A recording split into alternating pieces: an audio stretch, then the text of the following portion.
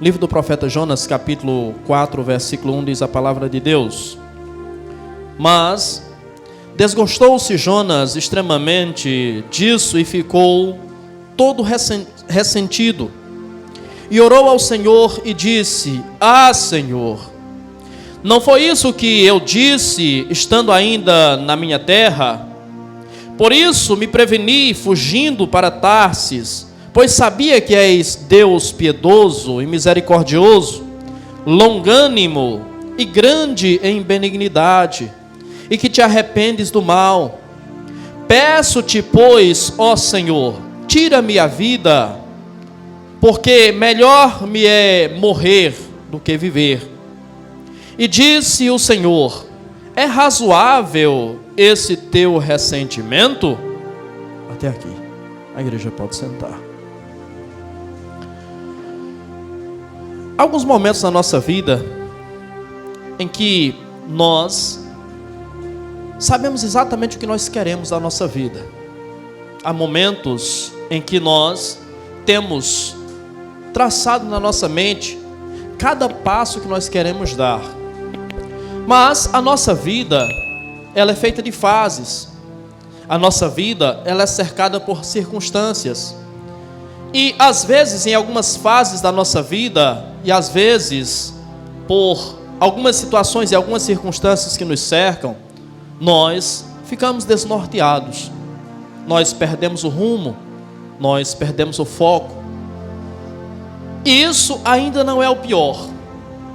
O pior é que às vezes as coisas se agravam na nossa vida e nós, além de perdermos o rumo, nós, além de perdermos o foco, nós perdemos aquilo que é mais importante, a nossa identidade.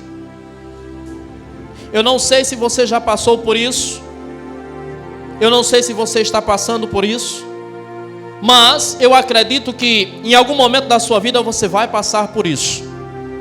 Você vai perder a sua identidade, você vai perder a sua essência. Você não vai discernir até mesmo quem é você. Hoje talvez você tenha muito claro na sua mente quem você é, o que você quer, para onde você está indo e onde você quer chegar. Mas há situações na nossa vida e há períodos na nossa vida que nós perdemos totalmente o rumo da nossa vida. Quando eu olho para a história do profeta Jonas, especificamente o texto que nós lemos, eu percebemos que houve um momento na vida do profeta Jonas que ele perdeu exatamente isso. Ele perdeu a sua identidade, ele perdeu o seu rumo, ele perdeu o seu foco. Jonas, ele está listado entre os profetas menores. Na Bíblia hebraica, nós temos os profetas maiores e os profetas menores. E os profetas menores, eles vão de Oséias a Malaquias. E nessa lista de profetas, Jonas, ele é o 5º profeta. O seu livro não é um livro extenso. O seu livro tem 4 capítulos e apenas 48 versículos. Mas é um livro que se distingue dos demais profetas, pois os demais profetas têm no seu nome o nome do profeta, como Miqueias, Amós, Obadias, Naum, Zacarias, Oséias, Joel, Malaquias, enfim. Mas o conteúdo do livro é a mensagem de Deus para a nação. E o profeta empresta apenas o seu nome para o título do livro. Porém, quando lemos o livro do profeta Jonas, diferente dos demais profetas, nós encontramos no livro do profeta Jonas a sua história sendo contada. Se não a história completa, mas uma parte da sua história. E o livro começa falando do chamado dele. E diz: veio a palavra do Senhor a Jonas, filho de Amitai. E Deus lhe disse: vai e clama contra a cidade de Nínive, a grande cidade de Nínive, pois o seu pecado chegou até mim. E esse homem, ao ouvir a mensagem de Deus, ele levanta-se e foge da presença de Deus. Jonas, ele nasce no ano 794 a.C. e vive apenas 41 anos, morrendo no ano 753 a.C. Mas a sua mensagem, o seu texto, o seu livro, ele marca o amor de Deus.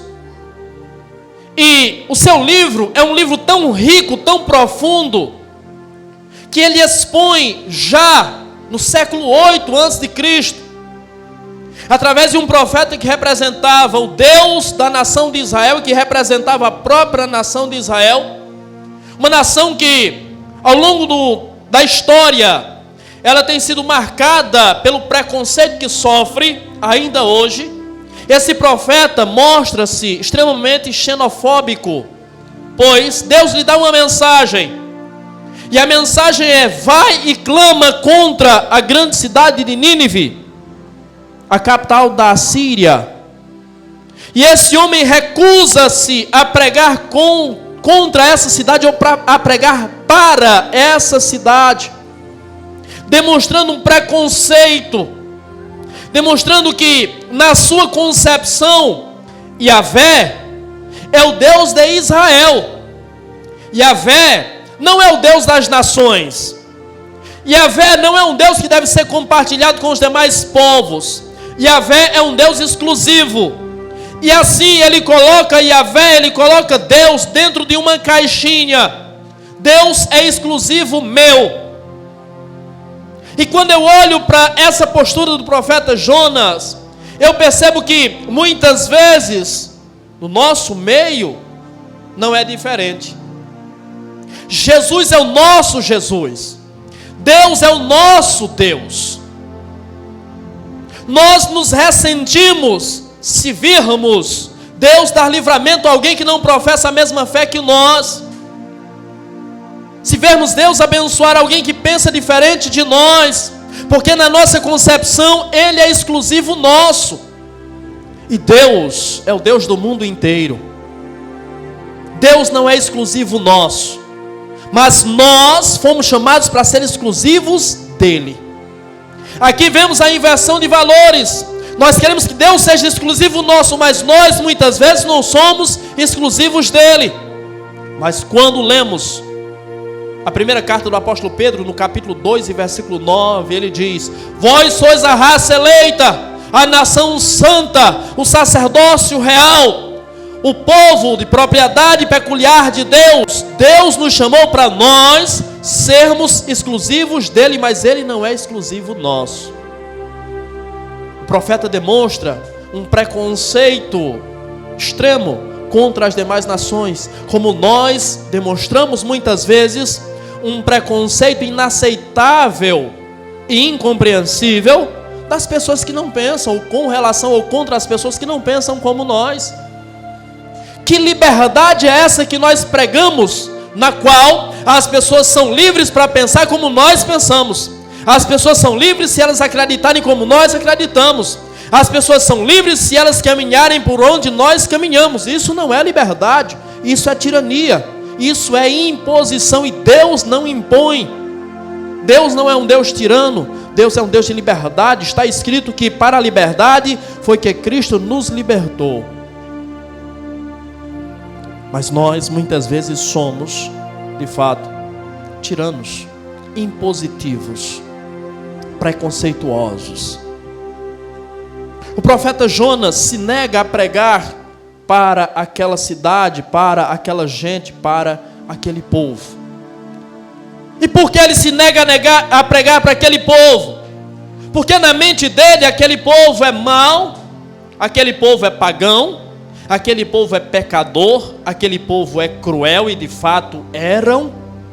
Os assírios eram extremamente cruéis, torturavam as pessoas, furavam os olhos das pessoas ainda vivas, arrancavam língua, arrancavam nariz. Era um povo extremamente cruel. E o profeta Jonas então entende que esse povo não é digno de receber a mensagem. Ele nega-se a pregar para essas pessoas, Só que enquanto ele nega-se a pregar para essas pessoas, o problema não está nessas pessoas, a crise não está nessas pessoas, mas ele está sofrendo uma crise de identidade. O problema não está nos ninivitas, o problema está em Jonas. E por que o problema está em Jonas? Porque Jonas não tem os seus propósitos alinhados com os propósitos de Deus. Aqui eu percebo que Jonas está vivendo uma crise de identidade. Pois à luz da compreensão e do conhecimento do Novo Testamento, nós lemos o que o apóstolo Paulo diz, escrevendo aos Gálatas, capítulo 2 e versículo 20. Agora já não sou mais eu que vivo, mas Cristo vive em mim. E a vida que vivo na carne, vivo na fé do Filho de Deus. Então Cristo vive em mim. Se Cristo vive em mim, eu devo ter, conforme Ele mesmo ensina, a mente de Cristo, a postura de Cristo. Devo carregar no meu corpo as marcas de Cristo. Se assim é, então a minha identidade está cravada em Cristo. A minha identidade é definida por Cristo. Agora esse homem que é o profeta, o representante de Deus, o porta-voz de Deus, deixa claro e explícito que os propósitos dele não estão alinhados com os propósitos de Deus. Então este homem está em crise de identidade. Este homem está na contramão dos propósitos de Deus. E o questionamento que nos sobe à mente é: e nós? Nós que fomos chamados para sermos discípulos de Cristo, nós que fomos chamados para sermos pregadores do Evangelho, nós que fomos chamados para ser luz deste mundo, nós temos os nossos propósitos alinhados com os propósitos de Cristo? Os nossos pensamentos estão alinhados com os pensamentos de Cristo? A nossa missão está alinhada com a missão de Cristo? A nossa vontade está alinhada com a vontade de Cristo? Os nossos desejos estão alinhados com os desejos de Cristo? Os nossos caminhos estão alinhados com os caminhos de Cristo? Ou será que nós também estamos vivendo em crise de identidade? Ou será que nós também nos esquecemos quem nós somos? Ou será que nós também nos esquecemos para que fomos chamados? Ou será que nós nos esquecemos para que fomos ungidos? Para que recebemos o Espírito Santo de Deus? Será que nós estamos andando na mesma direção que Deus? Ou será que nós estamos na contramão? Às vezes nós olhamos para o profeta Jonas e o julgamos pela sua atitude. Mas será que nós temos vivido, de fato, muito diferente daquilo que o profeta estava vivendo? Será que temos tido atitudes muito diferentes daquelas que o profeta teve? É óbvio que esse homem está fora do lugar, esse homem está fora de sintonia. É óbvio que esse homem está fora do propósito, é óbvio que esse homem está fora da visão. E algumas coisas que nós olhamos no livro do profeta Jonas, no texto que lemos, nos mostram exatamente isso. Nos mostram exatamente porque que nós entendemos, que nós percebemos que esse homem, ele está tendo uma crise de identidade. Ele não sabe quem ele é, ele não sabe qual é a sua missão, ele não sabe qual é a sua função, ele não sabe o que deve fazer. E nessa crise de identidade ele se acha no direito de julgar se os ninivitas merecem o perdão ou não. Ele se acha no direito de julgar se os ninivitas merecem ouvir a mensagem e ter acesso ao arrependimento para serem perdoados. Eu pergunto, essa é a função do profeta? É o profeta quem escolhe qual o público que vai ouvir a mensagem? É o profeta que escolhe qual é o auditório para quem ele vai falar? É você que escolhe quem é mais digno ou menos digno de perdão? É você quem escolhe quem merece uma oportunidade ou não? Não, pastor, não sou eu quem decido isso, não sou eu quem julgo isso, mas muitas vezes é assim que você tem agido. Quando muitas vezes você se nega a perdoar, Quando muitas vezes você se nega a ser resiliente, quando muitas vezes você se nega a ser paciente, quando muitas vezes você se nega a ser compreensivo, quando muitas vezes você se nega a ser longânimo, quando muitas vezes você se nega a ser misericordioso, é exatamente a mesma coisa que você está fazendo.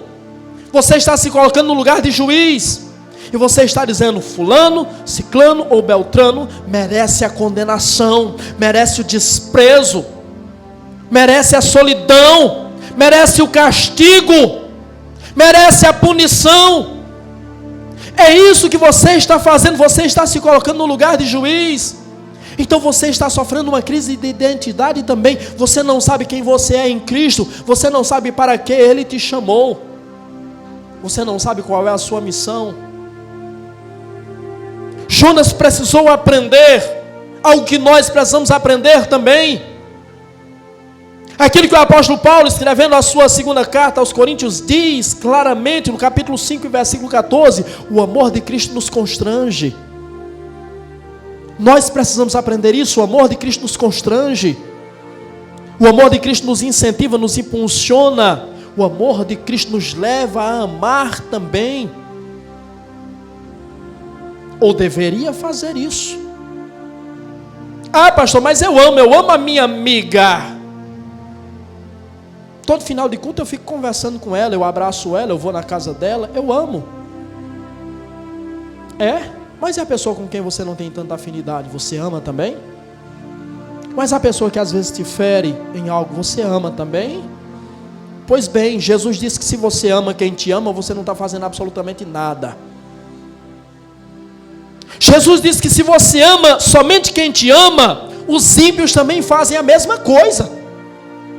Pelo contrário, ele diz: ama quem te odeia, ore por quem te persegue. O verdadeiro amor não é expresso por quem me agrada. O verdadeiro amor não é manifesto e não é demonstrado por quem me apoia, por quem me acolhe, por quem me abraça. O verdadeiro amor é manifesto e é expresso por quem me fere, por quem me machuca, por quem me maltrata. O verdadeiro amor é manifesto por quem está perdido. É óbvio que eu tenho que amar os meus irmãos, é a minha família, é o povo que Deus chamou para morar comigo no céu, é óbvio. Mas Jonas aprendeu uma lição que nós precisamos aprender também. Ele aprendeu que um pregador precisa ser apaixonado pelas almas perdidas. Quando lemos o Evangelho de Mateus, capítulo 9, versículo 36, o texto diz que Jesus olhou para as multidões e compadeceu-se delas, porque estavam exaustas, como ovelhas que não têm pastor.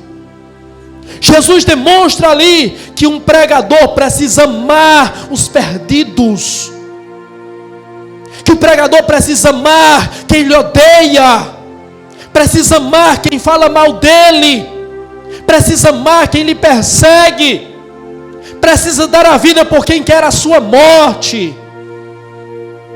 E quando eu falo do pregador, eu não estou falando de mim exclusivamente. Quando eu falo do pregador, eu não estou falando de quem está com o microfone na mão. Quando eu falo do pregador, eu falo de você, que é a própria pregação viva. Eu estou falando de você que é o próprio Evangelho. Eu falo de você que, como disse Billy Graham, é a Bíblia que o mundo lê. Eu estou falando de você. Então, você demonstra que o amor de Cristo está em você quando você ama quem não merece. Porque quando você ama apenas quem merece o teu amor, quando você ama apenas quem te ama, que virtude há nisso? Que virtude há em amar, em abraçar, em acolher, em compreender, em ajudar? Somente quem faz o mesmo por mim? Somente quem faz o mesmo por você? E essa lição, ela é imprescindível para a nossa saúde espiritual, pois, se não entendermos essa lição, e não apenas entendermos, mas se não vivermos essa realidade, se não aplicarmos essa mensagem na nossa vida, nós não conseguimos viver ou conviver com quem está lá fora, nem com quem está aqui dentro. Principalmente com quem está aqui dentro, porque as pessoas são diferentes. As pessoas pensam diferentes, as pessoas têm opiniões diferentes, as pessoas têm personalidades diferentes, e devem ser amadas, e devem ser respeitadas, assim. Da mesma forma que alguém possivelmente te fere, você fere outras pessoas também. Mas você não quer ser rejeitado, mas você não quer ser posto de canto, mas você não quer ser esquecido, então as pessoas também não querem. Tenha a capacidade de elevar-se um nível a mais, de subir um degrau a mais, e demonstrar essa resiliência, essa maturidade, mas acima de tudo, o amor de Cristo, que de fato habita em você, se de fato esse amor habita em você. Mas sabe o que temos em nosso meio muitas vezes? Temos os profetas do caos, temos os pregadores do caos, temos os anunciadores do caos e da destruição, temos aqueles que promovem a destruição.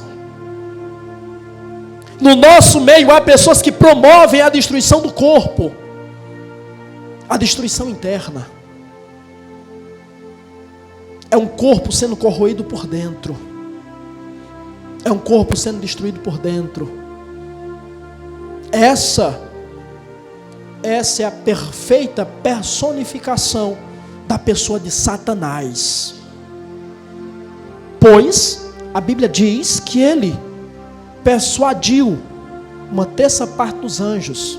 Ele estava lá, ele estava nos céus,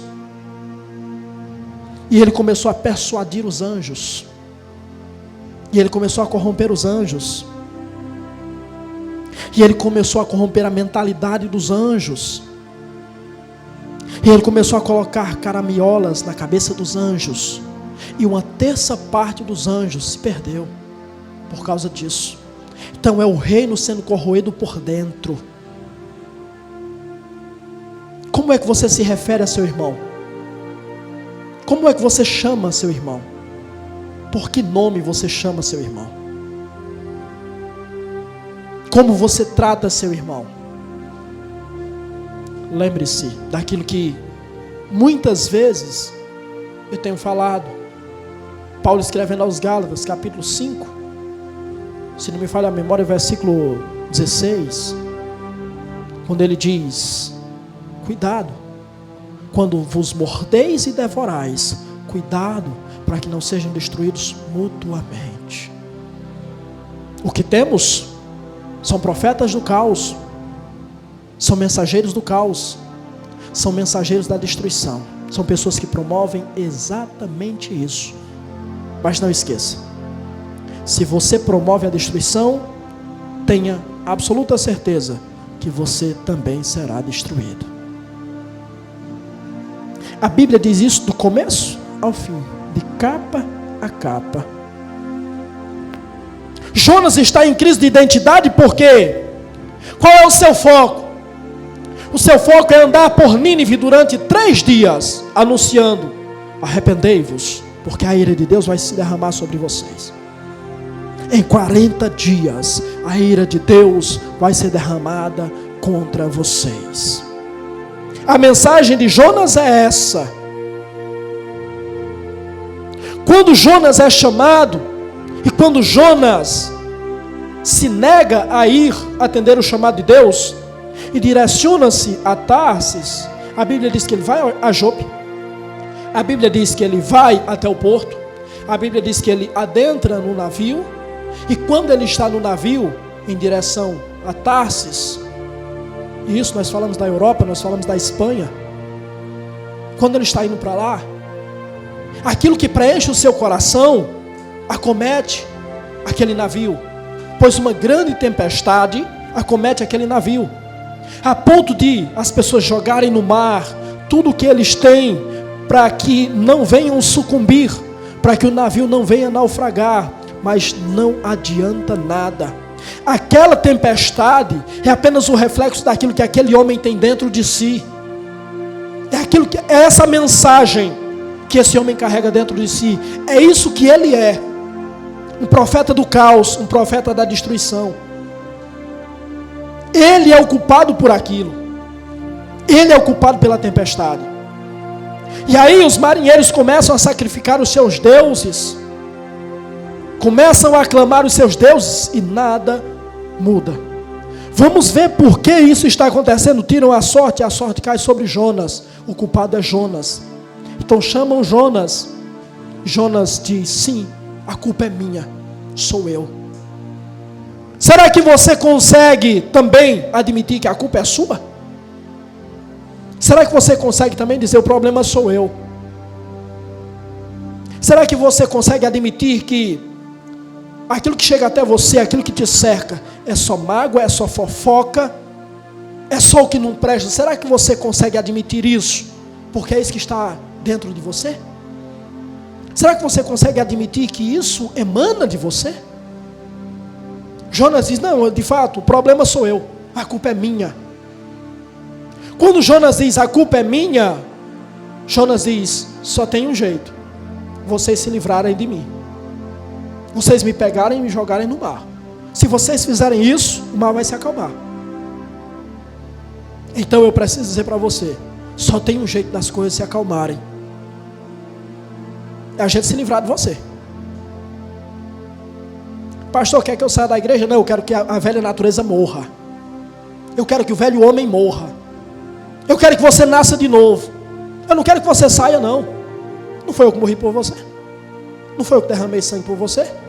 Mas eu quero que você seja uma nova pessoa em Cristo, como diz a Escritura. Eu quero que você desfrute desse novo nascimento. Eu quero que você de fato viva essa nova vida. Porque enquanto você está sendo profeta do caos, profeta da destruição, enquanto você está espalhando o caos, espalhando a destruição, você se esquece do seu real propósito. E qual é o seu propósito? Qual é a sua missão? A sua missão, Deus te chamou na verdade para promover salvação. E Deus tem deixado claro isso muitas vezes. Quando Deus manda ele pregar para Nínive, não é para Deus destruir aquela cidade. Quando Deus manda você pregar para um pecador, não é para matar aquele pregador, é para salvar ele. A mensagem sobre Nínive não é para destruir a cidade, é para salvar ela. Então essa mensagem também não é para matar você, é para salvar você. Deixe de ser profeta do caos, deixe de ser profeta da destruição. Deixe de implementar isso, deixe de espalhar isso, deixe de expandir isso. E como eu disse, Deus está mostrando constantemente, porque no momento em que Ele assume a responsabilidade, as pessoas pegam Ele e jogam no mar, de imediato a tempestade se acalma. E você sabe o que aconteceu? Além da tempestade se acalmar, aqueles marinheiros não morreram. Mas a salvação não se restringe unicamente a isso. Porque a salvação não é Deus curar a sua doença. A salvação não é Deus curar a sua saúde financeira. A salvação vai muito além disso. Além de a tempestade ser acalmada, parar totalmente, a Bíblia diz que aqueles homens se convertem e sacrificam a Deus. Era Deus mostrando para Jonas: está vendo, Jonas? Foi para isso que eu chamei você, para salvar pessoas. Está vendo o que Deus está dizendo para você? Foi para isso que Ele chamou você, para salvar pessoas, para dar a vida por pessoas, para abraçar pessoas, para amar pessoas. Não foi para condená-las, não. Não foi para matá-las, não. Não foi para destruí-las, não. Você não entendeu qual é a sua missão. Você não entendeu qual é o teu chamado. Você não entendeu qual é o teu propósito. Sabe por quê? Porque você perdeu a sua identidade. Você não sabe quem você é. Assim como Jonas, você perdeu a sua identidade. E Deus está te chamando para resgatar essa identidade. E sabe como é que você vai resgatar essa identidade? Com ação. Não há outra forma de resgatar a sua identidade senão com ação. Não é com desculpas, E aqui está a parte dolorosa da mudança. Porque agir é assumir a responsabilidade. Agir é romper com o passado. Agir é romper com pessoas. Romper em que sentido? É entender que a responsabilidade é sua. Então é deixar de culpar o passado, é deixar de culpar as pessoas e entender, é você. A ação é sua, a atitude é sua, quem deve agir é você. Não são os outros que vão agir para que a sua vida mude, é você. Então a parte dolorosa da regeneração, a parte dolorosa de se reencontrar, é essa, é a ação. E é a parte que a maioria das pessoas se negam a fazer. Então Deus chama você para parar de culpar o passado. As coisas que aconteceram. Porque você vem carregando uma bagagem que tem sido pesada, que tem sido árdua, que tem sido dolorosa, que tem sido massiva, que tem sido maçante, que tem sido traumática. Deus está dizendo para você, rompa com isso hoje. Rompa com isso agora. Chega. Ação. Atitude. Chega. Ah, pastor, o senhor fala, mas o senhor não sabe o que é que falam de mim. O senhor não sabe qual a opinião que as pessoas têm sobre mim. Eu sei que as pessoas também falam de mim.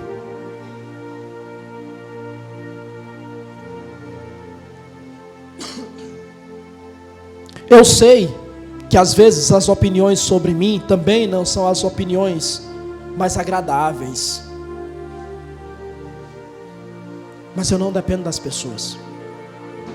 A minha vida não depende das pessoas. O meu futuro não depende das pessoas.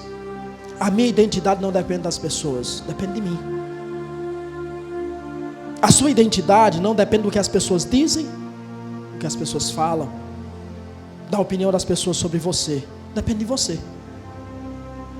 Alguns dias eu preguei, acho que foi domingo, eu preguei sobre a mulher do fluxo de sangue.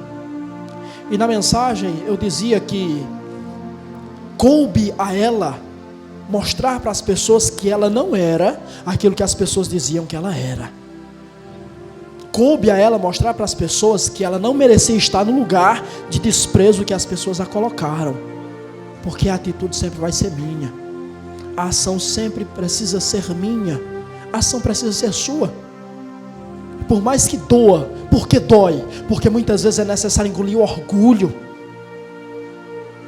Por que dói? Porque muitas vezes é necessário se humilhar. Mas nunca esqueça, Jesus disse, quem se humilha será exaltado. Se humilhe hoje, para que Ele te exalte. Se humilhe hoje, engula o seu orgulho, engula o seu ego, engula a sua soberba, engula a sua arrogância, engula a sua prepotência, para que você adquira a sua verdadeira identidade em Cristo, para que você reassuma a sua verdadeira identidade em Cristo. Pare de culpar as pessoas, pare de culpar o passado, pare de culpar Deus. Há pessoas culpando Deus pela vida que levam, culpando Deus pela pessoa que são. Pare, a responsabilidade é sua, unicamente sua e inteiramente sua. É você, é com você, é só você e não os outros. Entenda, você não pode depender das pessoas para ser quem você é, ou para ser quem você deseja ser. Você só depende de você. Há algum tempo eu disse, não dependa das pessoas. Eu escrevi essa frase, não dependa das pessoas, apenas precise delas.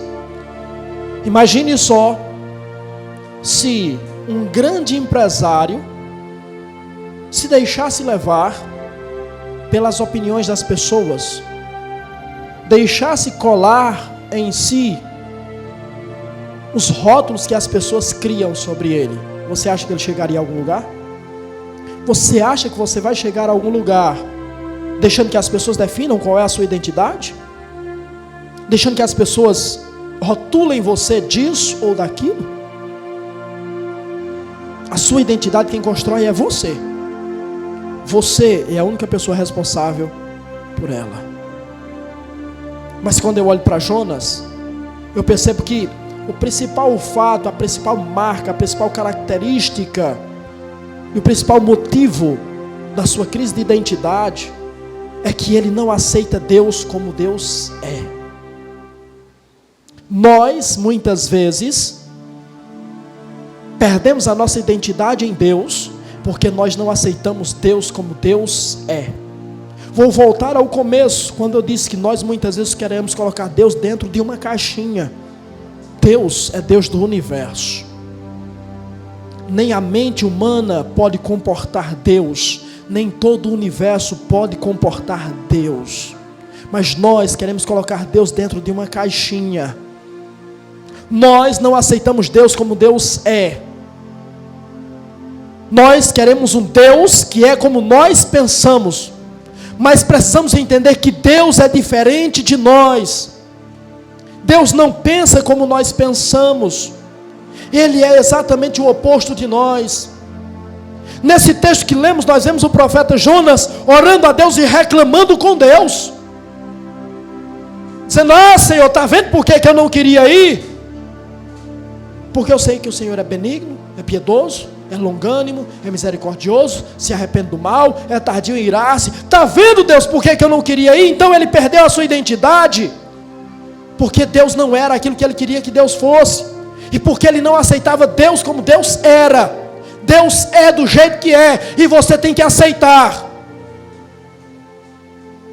Você vai ter que engolir Deus como Ele é, porque Deus não vai se moldar à sua vontade, porque Deus não vai se moldar à minha vontade, porque Deus não vai entrar na caixinha que eu preparei para Ele. Ele faz o que Ele quer, Ele abençoa quem Ele quer, Ele ama quem Ele quer, Ele escolhe quem Ele quer, Ele chama quem Ele quer, Ele usa quem Ele quer, Ele ergue quem Ele quer, Ele faz o que Ele quer, e Ele não vai mudar de ideia ou de opinião por sua causa. Ele não vai mudar de opinião porque você faz biquinho. Ele não vai mudar de opinião porque você faz carinha de choro, porque você se ressente. O profeta está ressentido, e Deus olha para ele e diz: deixa de ser moleque, rapaz, deixa de ser criança. Eu mandei tu pregar para esse povo, para salvar esse povo se arrependeu, esse povo creu. Agora tu está ressentido porque esse povo creu? Tu está ressentido porque eu não matei esse povo? Deixa de ser moleque, rapaz. Isso é motivo para tu estar ressentido? Isso é motivo para você se ressentir? Não adianta fazer biquinho, não. Ele não vai mudar por tua causa. Eu, o Senhor, não mudo. Ele é imutável. Um dos atributos únicos e exclusivos de Deus é a imutabilidade. Não há nada que faça Ele mudar.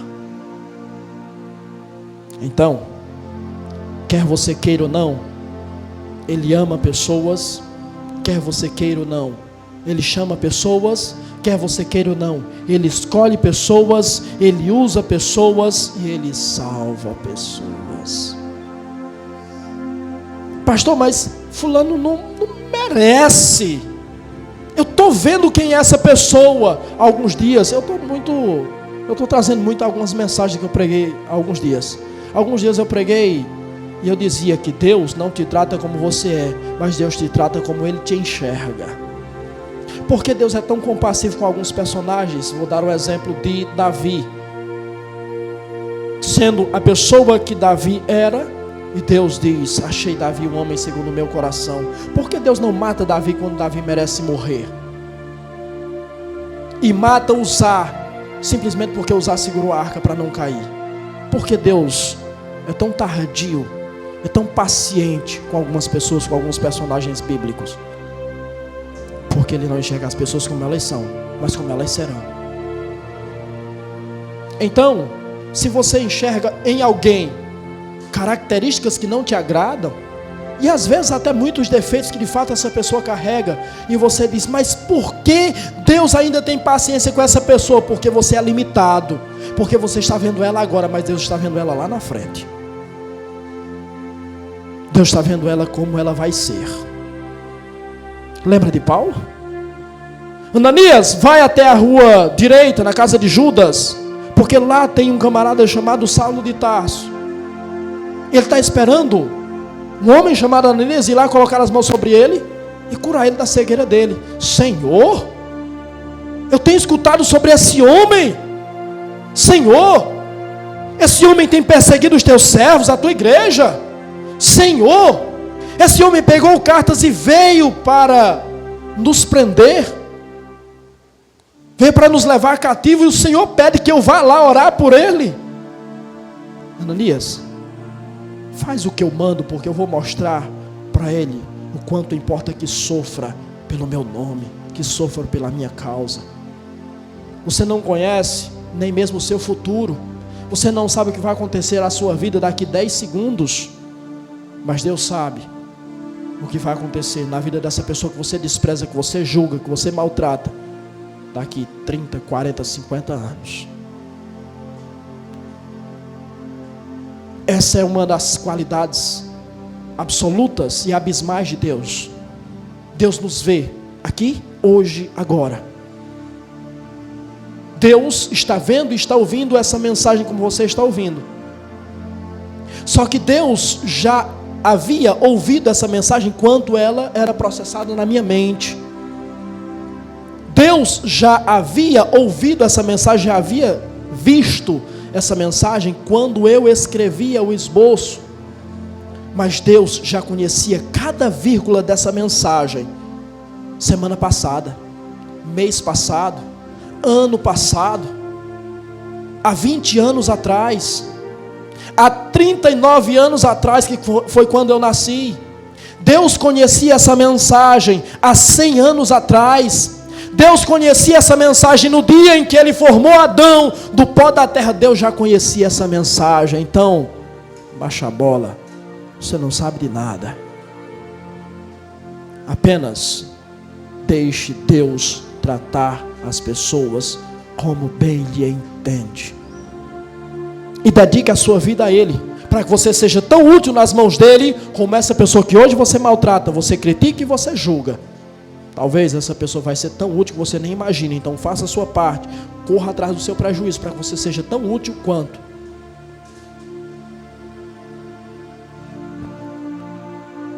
Jonas é esse profeta que perdeu a sua identidade por não aceitar Deus como Ele é. Ou você aceita Deus como Ele é, ou fatality para você, ou é o fim da linha para você. Olha como é uma pessoa doente. Esse homem está reclamando de Deus, ousado. Ele ora a Deus e diz, versículo 2: e orou ao Senhor e disse: ah, Senhor, não foi isso que eu disse, estando ainda na minha terra? Senhor, eu já sabia, eu sei de tudo. Não foi isso que eu disse, estando ainda em minha terra? Por isso me preveni, fugindo para Tarsis, pois sabia que és Deus piedoso, misericordioso, longânimo, grande em benignidade, e que te arrependes do mal. 5 características que esse homem aponta sobre Deus. E o seu ressentimento e a sua reclamação em relação a Deus se dá por causa dessas 5 características. Porque Deus é mau? Porque Deus é injusto? Porque Deus tem prazer no mal e em castigar? Não. Porque Deus não é compassivo? Não. A reclamação desse homem é porque Deus é misericordioso, Porque Deus é compassivo, porque Deus é piedoso, porque Deus é amoroso, porque Deus é longânimo, porque Deus perdoa o pecador arrependido. A reclamação dele com Deus é isso. É essa. Então olha a mente de uma pessoa doente. Olha a mente de uma pessoa que perdeu totalmente a identidade. Mas será que você é tão diferente assim? Será que as suas reclamações sobre Deus não é exatamente pelas mesmas características? Se é, talvez isso mostre, talvez isso revele que você também está doente. Doente espiritualmente. Porque você se ressente de Deus. Não é porque Deus está fazendo aquilo que é mal. Não é porque Deus está sendo injusto. Mas é porque Deus está acolhendo, Deus está abraçando, Deus está perdoando, Deus está salvando. Então você precisa urgentemente rever os seus conceitos. Você precisa urgentemente voltar a Cristo. Você precisa urgentemente encontrar-se em Cristo. Você precisa urgentemente definir qual é a sua identidade. E eu espero que essa mensagem esteja ajudando você a se enxergar, a descobrir qual é a sua identidade. E em descobrindo qual é a sua identidade, voltar para a identidade que Cristo quis te dar. E talvez até já te deu, mas você rejeitou, mas você abandonou, ou você está abandonando. Está cheio de crente assim, como o profeta Jonas. Está cheio de crentes que querem morrer porque são contrariados. Está cheio de crentes que querem morrer, é o fim da linha para eles, só porque foram contrariados, só porque estão insatisfeitos. Para eles é o fim da linha. Simplesmente, quando as coisas não acontecem como eles querem, quando algo que empreenderam fracassa, querem morrer. Onde está a resiliência? Onde está a força? Onde está a identidade cristã? Nós vivemos em uma geração doente. E a igreja não é diferente disso não. A igreja está doente. E a principal doença da igreja hoje é o mimimi. São crentes muito coitados. Semana passada eu preguei. O coitado não sou eu. Se você é coitado é problema seu. Eu não sou coitado. O coitado não sou eu. Mas está cheio de crentes coitados, vitimistas, reclamões, mimizentos. Isso é atitude de criança. Criança é que é assim. Criança é que é hiperbólica. Para ela tudo é o fim do mundo. Qualquer coisa é motivo de chorar, de se espernear, de se rasgar. Criança é assim, adulto não. A postura de adulto é diferente. E a postura de um adulto em Cristo é totalmente diferente. Deus espera mais de você. Pastor, está doendo, pastor, está apertando. É porque Deus espera mais de você. Sabe quando é que vai parar de doer? Sabe quando é que eu vou deixar de ser uma pedra no seu sapato? Quando eu deixar de acreditar em você. Quando eu deixar de acreditar em você, eu deixo você bem à vontade. Porque a gente só exige algo a mais de alguém que a gente sabe que pode dar algo a mais. De alguém que tem algo a mais. Se eu não exigir nada de você, tenha certeza que é porque eu não acredito que você tem alguma coisa para oferecer. Mas enquanto está apertando, e agora eu tiro-me de cena e coloco Deus. Enquanto Deus está apertando, é porque Deus sabe que você tem algo a mais para oferecer. Deus espera mais de você.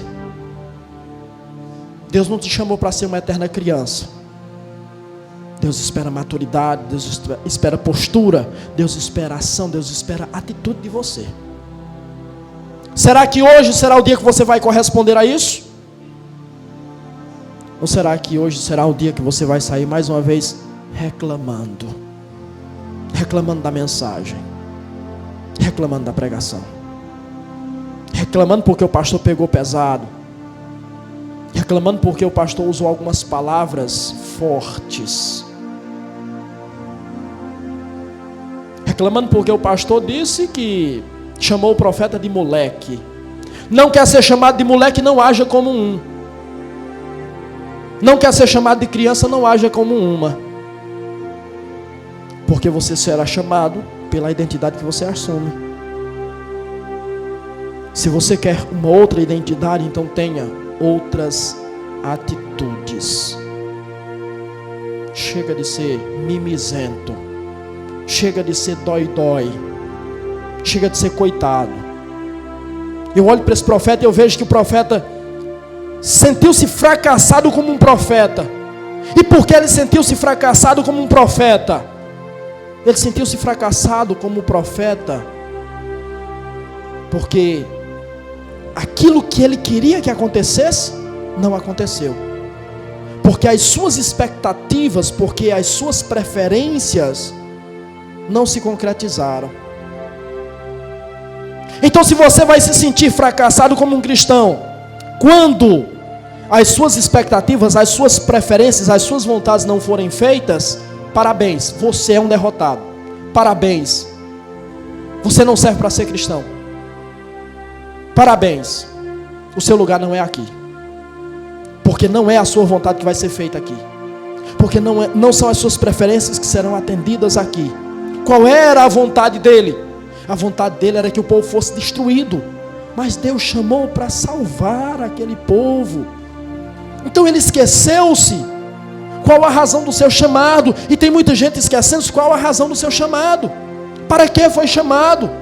Não foi chamado para condenar, não foi chamado para falar mal, não foi chamado para destruir, não foi chamado para promover o caos, foi chamado para salvação, foi chamado para salvar, foi chamado para ser instrumento de Deus para a salvação. Alguns esqueceram qual a razão para que foram chamados. Alguns esqueceram qual a razão do seu ministério. Alguns esqueceram qual o propósito do seu ministério.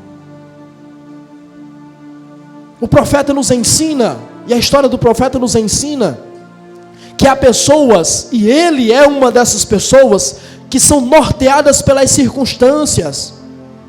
Quem sabe quem é, quem tem identidade, não é norteado pelas circunstâncias, é moldado por elas.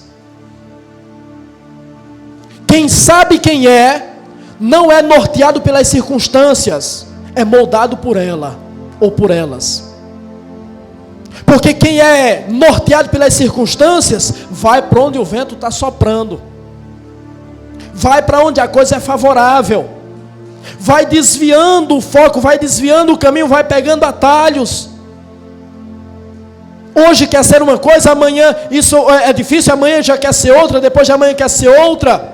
Porque é moldado, aliás, porque é norteado pelas circunstâncias. Mas quem sabe quem é, quem tem identidade, apenas é moldado pelas circunstâncias. Ele já sabe onde quer chegar, e as circunstâncias apenas vão aprimorá-lo, vão moldá-lo, mas nunca vão direcioná-lo, nunca vão apontar o caminho para ele, porque ele já sabe qual é o caminho, porque ele já sabe para onde quer ir, porque ele já sabe onde quer chegar. O profeta é norteado pelas circunstâncias. Se você é norteado pelas circunstâncias, chegou o dia de você mudar isso. Chegou o dia de você dar um basta nisso, porque isso vai fazer de você um completo fracassado, uma completa fracassada. As circunstâncias não podem te nortear, mas elas devem sim te moldar para você chegar onde você quer chegar, para você ser o que você já idealizou e já decidiu que vai ser. Há muitas pessoas como o profeta insatisfeitas, e a insatisfação nos faz perder a nossa identidade, nos faz perder o foco, nos faz perder o rumo, nos faz perder o lugar ao qual Deus nos colocou. O profeta é insatisfeito. Insatisfeito com o quê? Insatisfeito com o seu chamado, insatisfeito com o seu Deus, insatisfeito com a sua missão, insatisfeito com as pessoas, insatisfeito com a sua igreja, insatisfeito com seus irmãos, insatisfeito com tudo. Há pessoas que são insatisfeitas com tudo. O profeta é tão insatisfeito que ele está insatisfeito até com o êxito da sua pregação. Quando se prega para um pecador, é para que o pecador se arrependa, para que o pecador seja salvo. Então, a mensagem daquele homem teve êxito. Deus disse: a cidade de Nínive tem mais de 120 mil pessoas. O profeta passou 3 dias pregando naquela cidade, e do rei ao subalterno, ao plebeu, todos se converteram.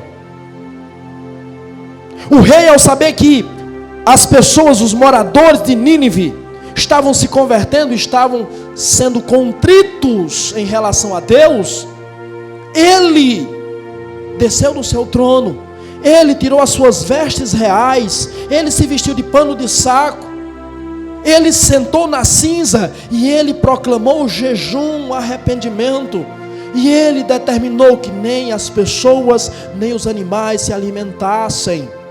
Um jejum nacional. Então, a mensagem desse homem foi uma mensagem extremamente eficaz, teve um êxito total, mas com isso ele ainda está insatisfeito. Pessoas que perderam a identidade estão insatisfeitas até com o que dá certo. Tem gente reclamando até do que dá certo. O que é que você quer? O que é que você quer? Eu não sei o que você quer, mas eu sei o que você precisa. Você precisa se encontrar. Você precisa de tratamento psicológico e espiritual. É disso que você precisa. Você precisa se encontrar em Cristo. Você precisa encontrar qual é, de fato, a sua missão. Pessoas que perdem a identidade são pessoas que não têm compaixão dos nécios. A Bíblia diz que após a pregação dele dar certo, ele fica ressentido. Nós lemos o texto, ele fica ressentido, reclama com Deus, vai para o sul da cidade. Diz o texto que ele monta uma cabanazinha e fica lá, debaixo daquela cabana, desolado. Por quê? Porque o povo foi salvo. Fica desolado. E aí Deus faz com que nasça uma aboboreira. E aquela aboboreira cresce, cria ramos e cobrem aquele espaço, fazendo sombra para o profeta. Então o profeta fica feliz, porque a cabana que ele fez não lhe dava conforto. A cabana que ele fez não lhe cobria, não lhe protegia do relento. Só que em uma noite Deus fez aquela aboboreira crescer. Em algumas traduções bíblicas fala uma vinha. Fez aquilo crescer e projetar sombra para o profeta. Mas depois Deus fez com que uma lagarta viesse e destruísse aquela planta. E aí o profeta mais uma vez se indigna com Deus e diz: ah, Deus, eu prefiro morrer, porque destruiu a planta. E Deus diz: você está indignado com uma planta a qual você não plantou? Você não podou? Você não regou? Você não fez nada por ela? Você está indignado por uma planta que morreu, que não te custou nada, que nasceu uma noite e na outra morreu? Você está indignado por causa disso? Mas você não se indigna de uma cidade de 120 mil pessoas que você queria que eu matasse, que você queria que eu destruísse? Então é uma pessoa que não tem compaixão pelos nécios, porque Deus diz: nessa cidade há mais de 120 mil pessoas que não sabem discernir entre a mão direita e a mão esquerda. São pessoas sem conhecimento, são pessoas sem capacidade, são pessoas sem discernimento. Então você queria que eu matasse pessoas e está indignado por causa de uma planta? Será que as pessoas não são mais importantes do que essa planta? Então pessoas que não têm identidade, pessoas que perderam a identidade, não têm compaixão dos nécios, não têm compaixão dos insensatos, e com isso tornam-se mais insensatos do que eles, porque eles agem da forma que agem por serem nécios, por falta de conhecimento. Você age dessa forma com conhecimento. Diante do conhecimento que você tem, é impensável e é inadmissível tal postura de você. Mas talvez essa postura se dá única e exclusivamente pelo fato de você não saber mais quem você é. Hoje Deus te chama. Hoje Deus conclama que você acorde. Que você saia da inércia. Que você saia dessa escuridão onde você se colocou. Que você assuma a posição que Deus te chamou para ocupar. Foi essa mensagem que Deus mandou para você.